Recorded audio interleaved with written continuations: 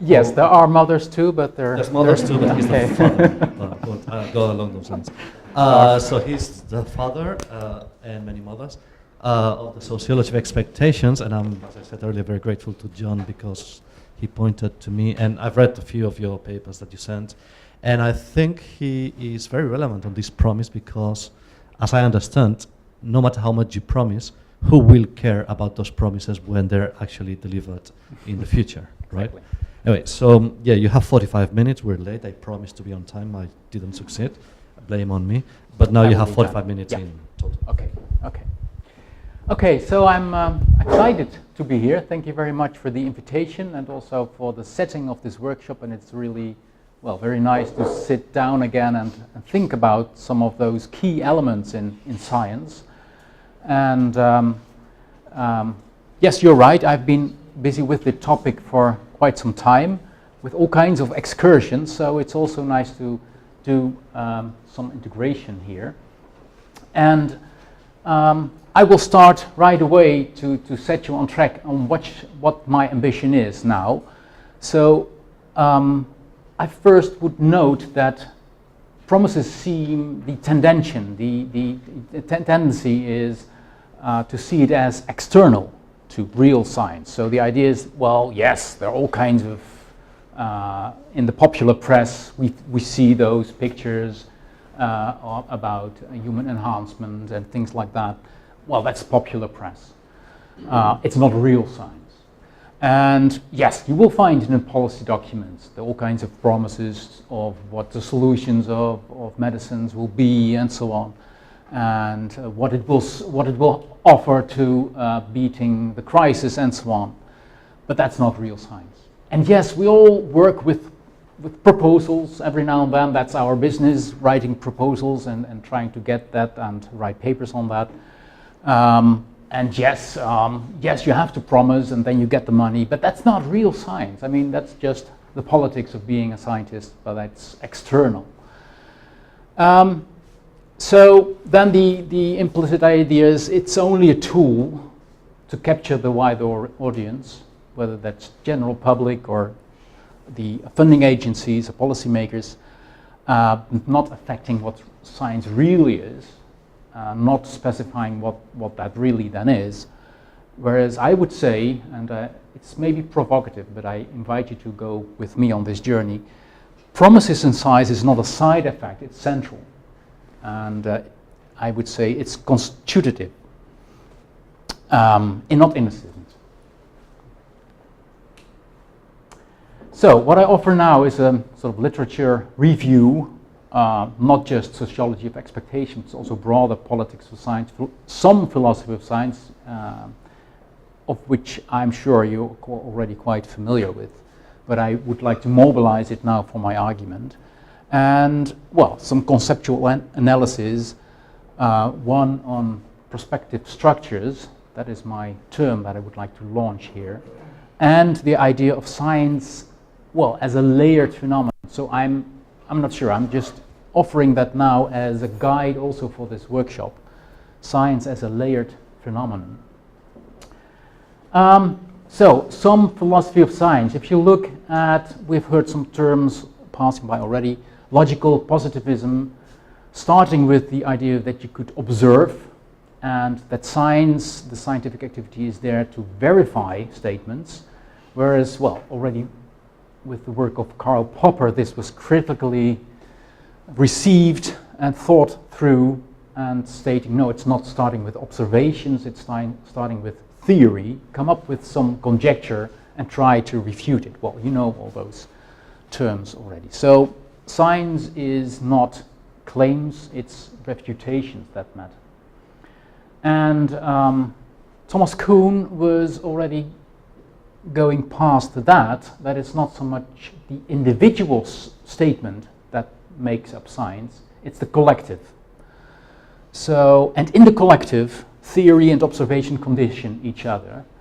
And in his study of the scientific revolution, he shows that it's, well, you can have normal progress where you work within a paradigm and there will be revolutions that can break that. So, but the important thing for our story now is that it's the community which counts in science. And that has started off all kinds of new work in the sociology and philosophy of science. One of them, Ludwig Fleck, he was rescued by some of later sociologists of science. He was in the 1930s working on, well, thought collectives, and that thought collectives change and they have a communication amongst each other. Another guy, interesting now for us from philosophy of science, a bit forgotten maybe, against method. He was also, well, he was really how would you call that, the well, problematic guy, because he was saying, well, there is no method. So if you look closely at what scientists are doing, they're just fumbling and making propaganda. And they choose one method when it suits them, and they can change that when it suits them. So they're opportunistic, and so they're changing all the time. And is that wrong? That was the key thing. No, it's not wrong. It's inevitable. That's how life is. But if you do that, don't be so arrogant about the method, which indeed I agree with. Starting off with modern science is the method. Science shouldn't be so arrogant as if they know the method. They have the method and the rest of the world doesn't have it. So no, they're doing what others are doing. And so instead of having only a separation between state and science, you should also have, as only being state and church, you should also have something like separation between state and science there. Okay.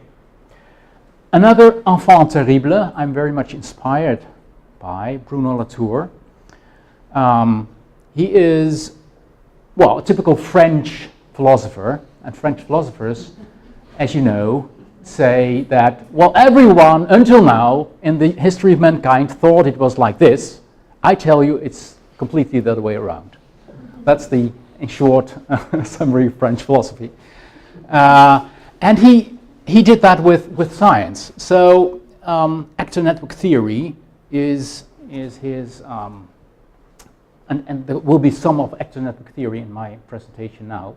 But what I find interesting is that he started off as, well, quasi-naive observer of science in his work Laboratory Life with Steve Woolgar, behaving as if they were just ethnographers, studying this strange tribe of scientists and studying what they were doing, well, like an ethnographer is doing, the customs and rituals, beliefs and the power structures and so on. And what did they find? Well, these people are writers. They just sit down and write things in their diary, notebooks, on bottles and labels on bottles, and when they have machines, the machines write, and they come also pens and graphs. Okay, so they're writers. Also, when something has been published, they are celebrating it. So they must be writers because they write, and when it has been published, they're very happy. But then no, we're studying nature. That's what they say. You're wrong. We're studying nature. Then he starts asking, well, where is nature? Well, nature is in this bottle, and then we put it in the machine, and then we get a graph. Okay, I thought nature was outside the building, but no, it's here. So one of the things he also came up with the so-called credibility cycle. So this is the ethnographer's view, and it has elaborated into a sociological view of what scientists do. So the transition of resources. When you have some money, you can buy staff and equipment and produce data and turn that into arguments, then turn those arguments in articles, which gives you a status, allows you to get further funding with proposals, and you have money and so on. So that's the credibility cycle with which they work. And if you go a bit further, outside the laboratory, what you see is a lot of hypes. I've published some articles on that as well, because it's very visible and something people work with. One of the interesting things that is, these graphs are so well spread now. They're also sort of folk theory. They help others to make sense of what's happening in the world of science and technology. And well, we tend to see hypes as something, well, that is what stupid people do. They just hear something, internet, internet, internet, and then it changes a bit, nano, nano, nano, just shouting, not really understanding what's going on. But I think this is not how it is. We're all caught into hypes. This is a graph from Gartner, which is a consultancy firm offering firms a tool to assess whether they should invest in something or not. Because if it's on the rise and on the top of the peak, it will necessarily go down. You will have the peak of inflated expectations and then the trough of disillusionment. It will happen, you know that. And then you will have the slope of enlightenment and plateau of productivity. So if you know it's here, you better wait as a firm until it's here, and then you can safely invest in it. Otherwise, it will first go down. So this is what they offer. So hypes are all around, and it's also with Twitter. I find this graph, the hype cycle of a Twitter account. Maybe you recognize, I don't Twitter, but maybe you do. And we did some studies of various hypes. So one was not really science, but it's very simple, nice as sort of reference, Tamagotchi, which was a hype, maybe you remember, you or your children. Voice over Internet Protocol, which is not science, but really technology. Then gene therapy and high temperature superconductivity, which was really a scientific hype. Gene therapy also, but it goes up and down, and you can study it. So it's possible to study that. They have different settings and different ranges of applications. And well, you could trace that in the public, but also in the scientific literature. And then you should determine the value of the expectations and the level of the expectations. So, because there can be a lot of hype around something, whereas the expectations themselves are negative. So it's not necessarily one and the same. They're two different aspects. And well, this is very short, the hype cycles that you get. The Tamagotchi was really a peak, more or less like the hype cycle that Gartner offers. High temperature superconductivity, that's also more or less a peak like the one you saw there. Internet telephony had some waves, and gene therapy, that goes up and down, up and down, up and down. So the hype cycle is a way of looking at it, but it's only limited value. It's only valid when the context of application is quite simple, where it's otherwise you would have more possibilities to do that, to go on promising. Another example is the rise of genomics. So long quotes phrasing that genomics is not just something, it's really something that should be supported, because it started with the 20th century work on genetics, so that it was the easier, the early sentences here, and then it ends up, so the genome achievements this year epitomize this century-long and decade-long quest. So it's the quest. And later on, it's a quest that will tell us more about our own genome as well as about our place in the grand library of life. And so it's not something, it really is a promise that we will understand more about ourselves. So it's really there. And it's not just for selling it, for having the Human Genome Project or something. It's also that you can build agendas for yourself. It also puts the research themselves in a particular direction. On the one hand, you have all kinds of new journals and research priorities, but there are also internally all kinds of new metaphors and heuristics which help researchers to make decisions in their own work. So it's really intimate there. One thing is, you see pictures like this. Structural genomics. This is also from Science, this picture.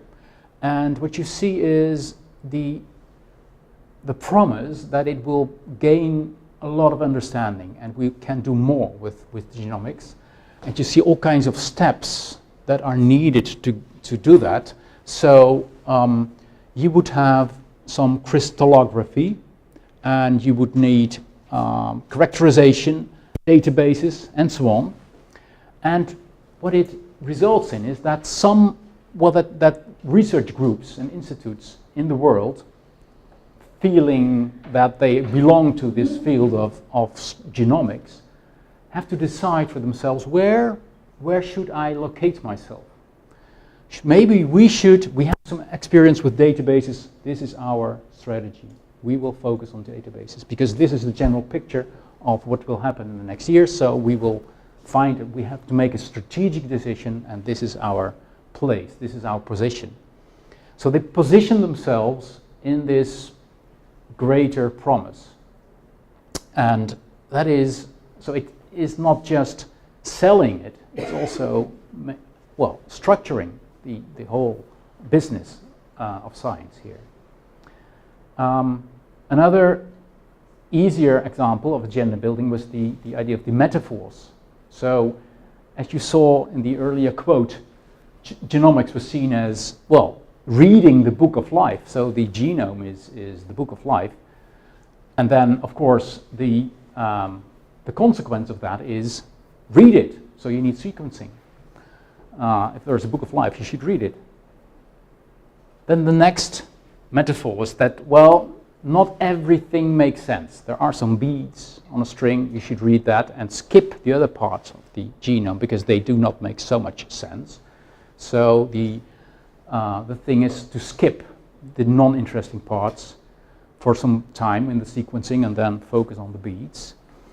And it becomes even more dramatic when the metaphor was, there are some islands only that make sense. And the rest is a genomic desert, which is a strange metaphor in a way, an island in a desert, but that's the idea. So the focus then is find the islands. That's what research, and that's the metaphor that they work. And much more recently, the last decade was about the metaphor of infiltration and interaction of the genome. So you have a whole society there with good citizens doing their proper job. They just make proteins they should make. But there are some immigrants jumping from other genomes and disrupting that and making, so there's a whole sociology of the gene going on there. And so that's you should focus on the interaction. That is then the implication of such metaphors.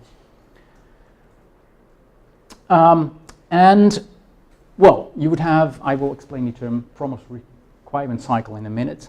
But what I find interesting that you have all kinds of, because genomics is promising, then you can carve out some part of yourself, which is also promising, and you have a whole, explosion of omics, peptidomics, panomics, operomics, oncogenomics, and so on. So it's all there now. And that brings me to the sociology of expectations, which is there to study how expectations shape the whole business of science and technology. It doesn't make so much difference there, although maybe we should. It's not promises, it's expectations, but there's also, we tend to conflate those two. We could talk about that. And so the point is, it's not so much one person promises something to somebody else. The starting point is that, we live in a world and we work in a world, we as scientists, politicians, citizens, where there are already so many expectations. So, and the expectations circulate, and they have all kinds of representations of the future. Statements, images, graphs, terms, they're all there.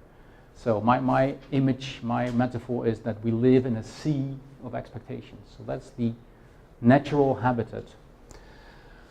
And they're collective. They're just there, and they build up from all kinds of heterogeneous ingredients. So they're constructions. They circulate, and they have consequences. That's the starting point. And they are collective in two ways. So in the sense that it's not just that one particular researcher has a particular conviction or expectation. It's part of the group or of a whole field, as in the case of genomics, or of society. That society believes that science will do something. And they are also more or less shared. So within society, not everybody believes that, but more or less. Majorities, it's difficult to refute that now. And also collective, that they are about all kinds of aspects. So you can have expectations about materials, but also, about the direction of science in general, policy shifts, and so on. And the idea is then to follow the various consequences, and we did so. And central here is the idea of performativity. So you have statements that can be descriptive, so it says how things are. You can have statements that are normative, that state that you should do something, there's a moral obligation. And you have performative statements. This is from linguistics. And performative statements, they change the world. So if you say to your girlfriend, I marry you, yes I will, if you say that to the, then you have changed the world. And also when you make a promise, you've changed the world because there is now an obligation there. The extreme case, you know that, of the self-fulfilling prophecies, there is a performance, it changes the world and you should act upon it. And which is, not for everyone the same, depends a bit on the social position. There has been some work on that. So if you're, okay, I will leave that. So they do something, that's the performative part. They're not just describing or putting normative obligation, they say something about the world and they change it. So remember, genomics, it says a bit, this is the promise of genomics, and then it changes the various, realities in which groups have to decide their strategy. And what they do, they legitimate decisions, they guide search activities, in a sense like heuristics do, and they coordinate, like in the case of genomics. And the overall dynamics I've characterized that as the circulation of promise to requirement.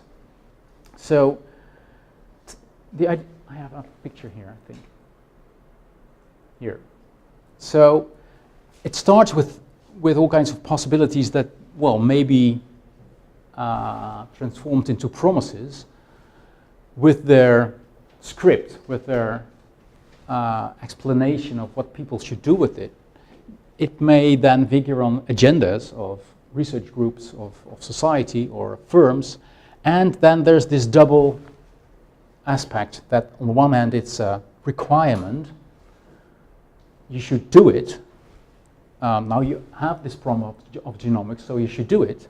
Make those databases, make those characterizations that you have then promised. That's the task that you should do. And you need some protection to do that. So you need to have some, funding. You should have some possibilities to really do that. And once you have that, then there's, of course, possibilities for new promises. So the explosion of omics was part of, because then there's a new promise of oncogenomics and so on. and it can then, in the end, leads to new technology or new science. But what I find interesting, there's not a shortcut here from possibilities or problems to science. It's really the detour through the future. Yeah, so it starts with promises. What is promising? And it can be taken up in agendas and lead to requirements and so on. So that is the general characterization of science that I now offer to you. And it resembles a bit what Merton says, although this is very strong, and normally it is not that strict. So the quote of Merton is, well, it's interesting that he starts with a false definition of the situation, evoking a new behavior which makes the originally false conception come true. And his example is the rumor that a bank is in trouble, and then everybody runs to the counter and draws his savings, and then indeed the bank is in trouble. So then it's a self-fulfilling prophecy, because in the beginning it was not in trouble. Whereas in science, you don't know whether there's a false definition. So everybody's running to genomics. Is that true or not? Well, you don't know. You just start and then you see what happens, but you cannot say up front whether it's true or not. Either you accept it and then act accordingly, or you just leave it. That's the thing you have to do. And this idea of Merton, already in 1948, goes back to earlier, well, sort of basic sociological quote of the Thomas theorem, it is called. If men define situations as real, they are real in their consequences. Well, this is what really is at stake now here. And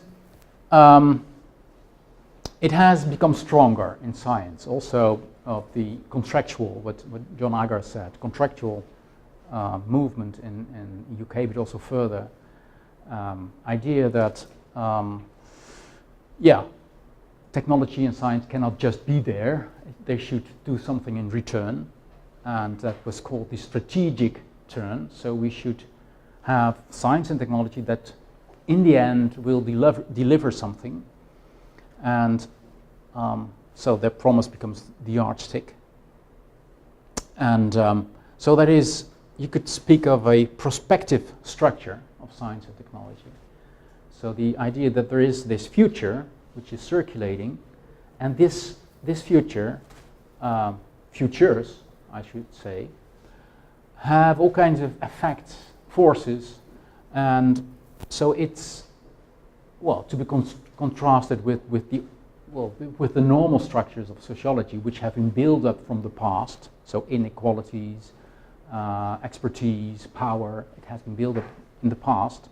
These structures are made from the future. They come to us from the future, and then we have to act accordingly.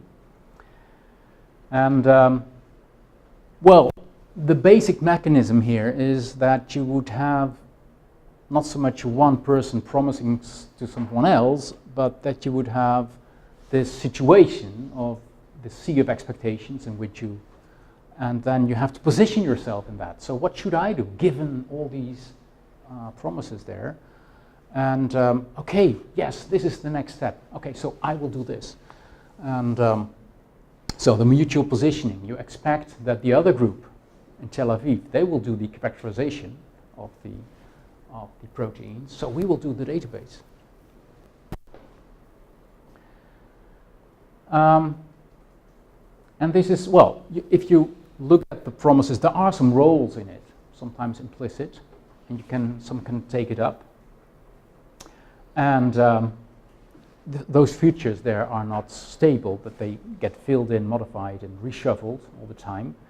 And so this prospective structure as opposed to a retrospective structure.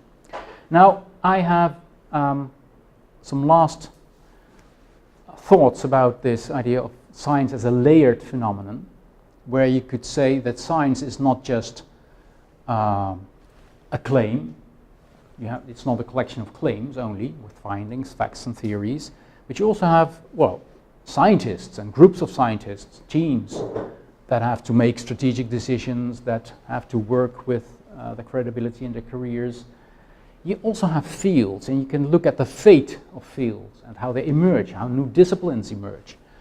And there will be some presentations during this workshop on this. And you can have a look at the system of science as, well, something to be opposed to other parts of society. So you should be able to zoom in and out and be clear about what level you are talking now. In terms of scientific claims, there's lots of work there, of course. I think I'm ready to uphold this claim that a fact is a promise, in fact. So a fact is a promise. The promise that the claim will hold provided the right testing conditions are applied. And there's interesting work, for instance, Harry Collins, sociologist of scientific knowledge, on his work on replication, and replication that it's never straightforward. There's always a possibility that you can say, well, it's not, the replication is not there because something is wrong. And you also have, well, this idea of the experimenter's regress. You have to test whether the test is okay. And then if something comes out of the test, you can always ask, was that test okay? So you should test the test, and so on. And you should test whether the experimenter is qualified. How do you know? Well, let him do a test, and so on. So it stops at some point. That's the message here. And it stops not because it's logically being decided, but it's sociologically being decided. So at some point we stop and we say, okay, now we see it's replicated. We believe it. So you accept the promise. Also with scientists, well, you have seen some views of that already. They have to operate within a reward system. They have to make their careers. And, well, so they work within this eternal wheel of science, the credibility cycle. Fields and disciplines, all kinds of studies that they go up and down, that you have agenda building. I gave you some examples of that. And, well, that they're organized by a central idea of something like membrane science or genomics or gene therapy. And so that you can have promises at this level as well.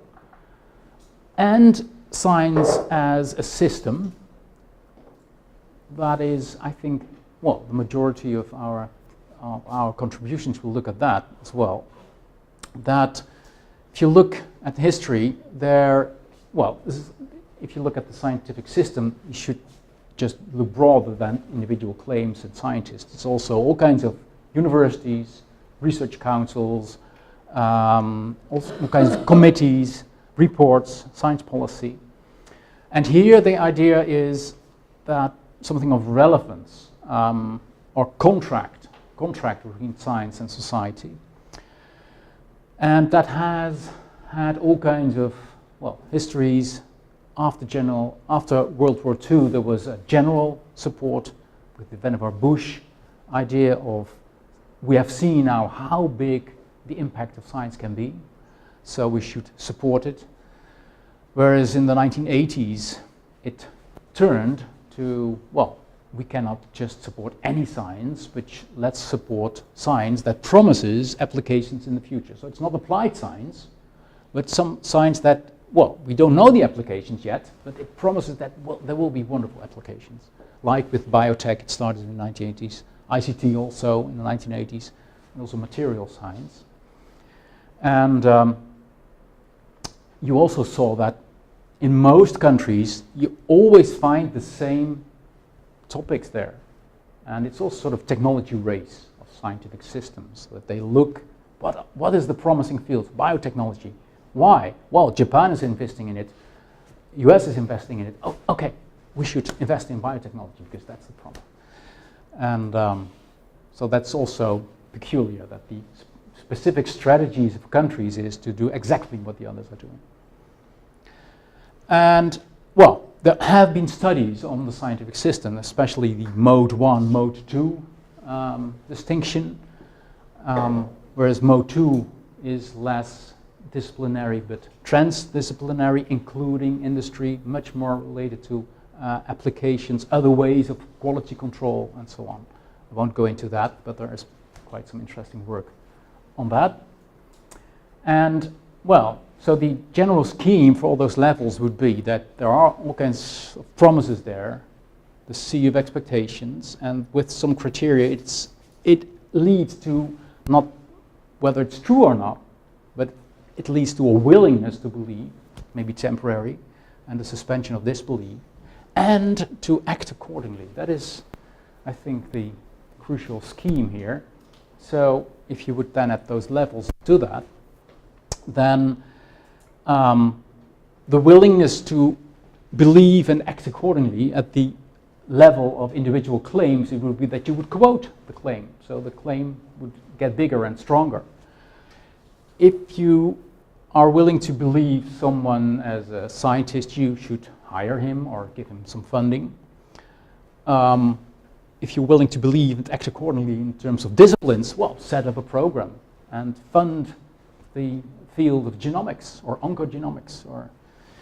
And at the level of society is the general science budget that is there. And the criteria are there, and they're not just straight. So replicability would be a criterion, but there's also, well, it has to be defined whether the criteria has been met is a sociological question. It's always, like Harry Collins said about claims, you never can decide whether something has been replicated. There's always some point that you say, okay, now I stop. Yeah, I think it's replicated. Like with credibility, you can never say, is this scientist credible? Well, yeah, at some point you stop and say, okay, well, it's enough now. And so on. And at the level of science system, the idea of relevance is very clear there. And, well, there you can have discussions. How relevant is it? When is it relevant? How should it be relevant? And there the idea of promises also figure greatly. So, in the end, again, this was my claim that I started with, that promises in science are not a side effect, but they are central. And but they are not innocent also, so you should not play around with it too much, not just to make some, because it fires back, and it constitutes science. So that is something that I offer now to you as a starting point, and I hope we will have fruitful and further discussions on that. Thank you very much.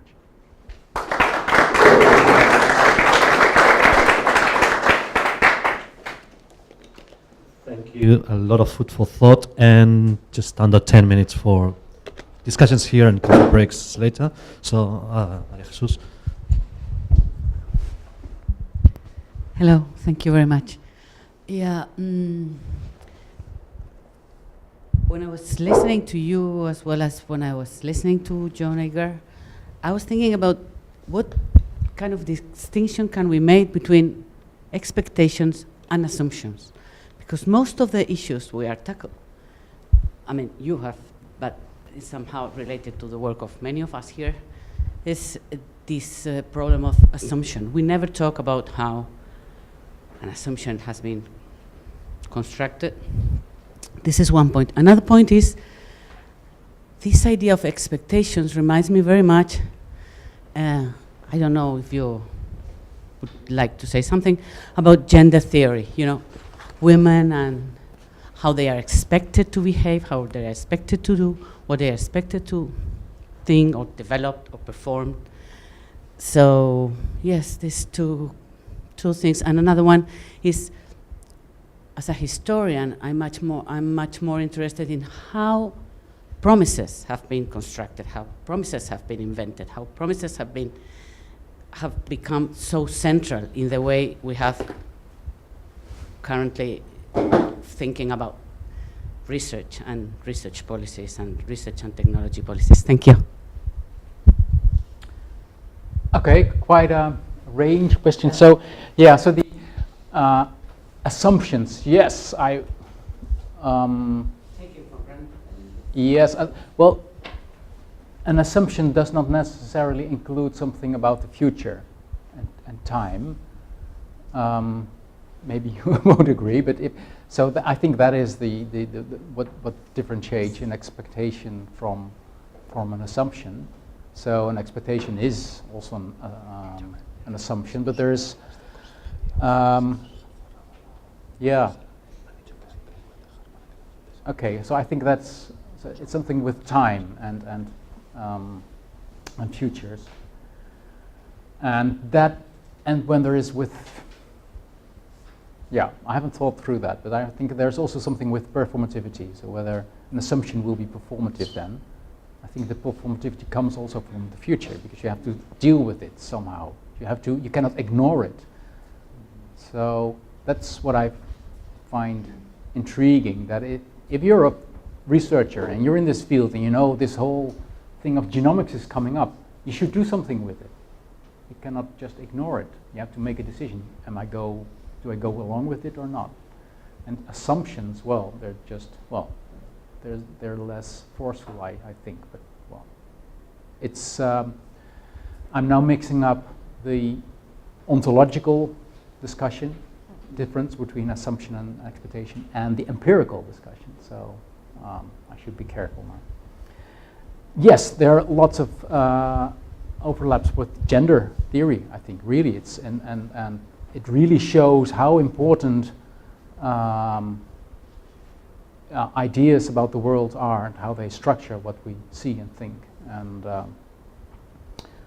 yes, there's a lot of overlap. I'm married to a feminist, so she really can teach me a lot of things about that. But there again, the idea of promise is less strong, I would say. It's self-fulfilling prophecy, it's clear. That's clear. But it's the promising idea is less. The idea of futures is not that strict. The last question, I forgot. About trajectories, anyhow, the construction of promises. Okay. Yeah. Okay. Yeah. Yeah. Yes, concerning your claim about the fact that promises are a constitutive ingredient, right? I would like to understand better in what sense they are different from other ingredients, constitutive ingredients for agendas. For example, goals, interests for a research program, right? Or paradigm-driven practices, right? These are the ingredients that most of the philosophers that you mobilized used, right? Mm-hmm. In which sense promises are different from them? What is more in promises than you cannot find in the others?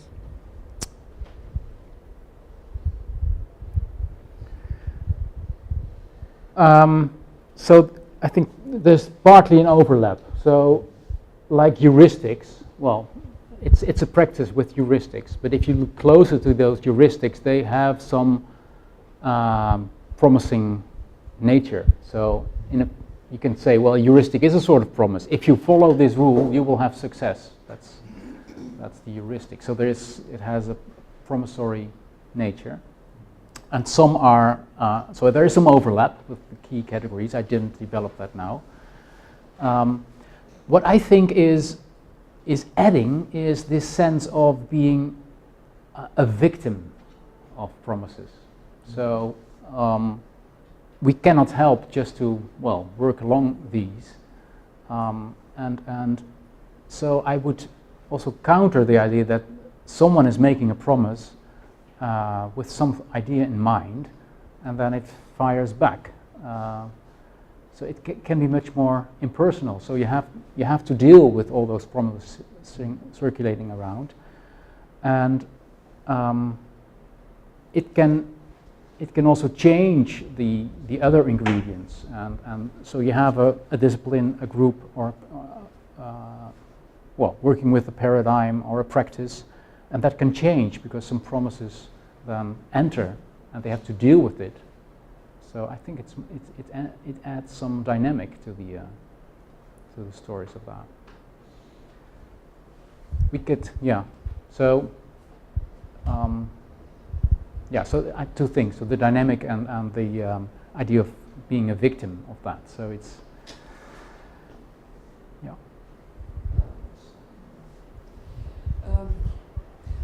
I'm wondering whether it makes sense to investigate separately the science and the infrastructure of the science. I mean social structures in which it works. Mm-hmm. Because sometimes it is not easy even to decide whether a promise belongs to the science or belongs to the public or belongs to a certain social institution. So I think that you should investigate, at least partly, these kind of social structures, because promises of the science and the way how they are promising may be very, very different in different historical eras. Yes. I would not accept the idea that it's so different within science and outside science. So your question about the infrastructures in which scientists have to work. Well, infrastructures have also been set up in relation to what others expect from it. And yeah, so yeah, again, the example of genomics, which has a lot of popular press connotations that circulates around, and it will have very specified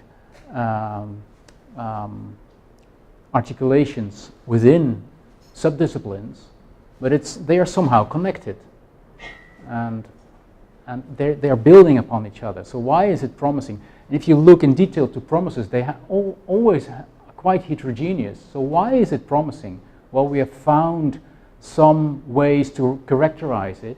We have found some materials to apply it. We know that in science there's a general interest in making diseases more individual, and so on. And there is an interest to find some specific fields that will bring a lot of financial gain, and so that is all brought together.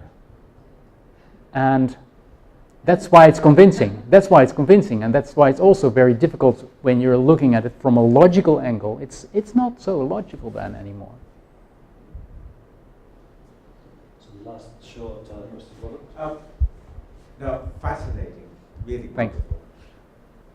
But I was a bit interested where you didn't talk so much about where these expectations, so to speak, came from. They were like positive things. And I wondered if you had reflections on how society identifies expectations that are worth addressing. If you say to me, I can have a child which has got, a red spot, a brown mole here and not there, say, why do I care? So why is it that how do we think about some expectations are really worth allocating huge amounts of resources to, and some expectations are trivial? Okay. I had some. Yeah. So one important thing is that I don't think there are point sources of promises, expectations. They do not just derive from one well. It's so futures are intermingling, and then they add up to something more robust. And why are they then becoming more robust than others? Yeah, I think I try to find some general clues. So this study on hypes, for instance, how the specificity of the field determines whether the hype has this particular shape or nothing, something else. And yeah, so in the case of hypes, I have found something. Then in the case of general acceptance of why it is interesting or not, I'm not so far with that. So, but yeah, but it has to. again, the clue is that it's built up from heterogeneous elements, so they should fit together, they should be appealing. And I did some work on when promises collapse. That is interesting. When you think for a long time, this is the future, and then suddenly, well, no, we don't believe that anymore. Then it really falls down like a house of cards. Mm-hmm. And then you see what the promise has been made up of. When it collapses, when it's deconstructed, you see how it was constructed. So, and then you see it's very heterogeneous indeed. I've been interested in how such expectations are responses to threats. In the case of biotechnology, the expectation of biotechnology was built up in response to threats that the whole enterprise be shut down because of the danger of organisms getting into the wild and changing the world, and that expectations were quite self-consciously built up and formulated as a response to threats, so that there's not just one side of the promises, but also another side, that there's another counter-narrative, which we tend to ignore because they're so obviously wrong. Yeah. No, I agree, and there's some interesting bias we should keep in mind, that we tend to focus on things that indeed got support and led to something, that something really happened, positive. But you also have sort of counter promises, the threats that you should stop with things, and they're all, I think they're quite similar. And but they have less consequences in the scientific detail here. Actually, tomorrow morning we'll have one of the papers is precisely on that, how fear of the end is constitutive of that. Yeah, it's great. We should include that. So before we get, we can continue with all these things. Now we can have a break. The locals, please make sure you lead everyone to the cafeteria. Safe. Just for the coffee break. You can, I was told you can leave things here because the door will be locked. And we convene here, please, at 20 to 12, so 10 minutes after expected, but 20 to 12.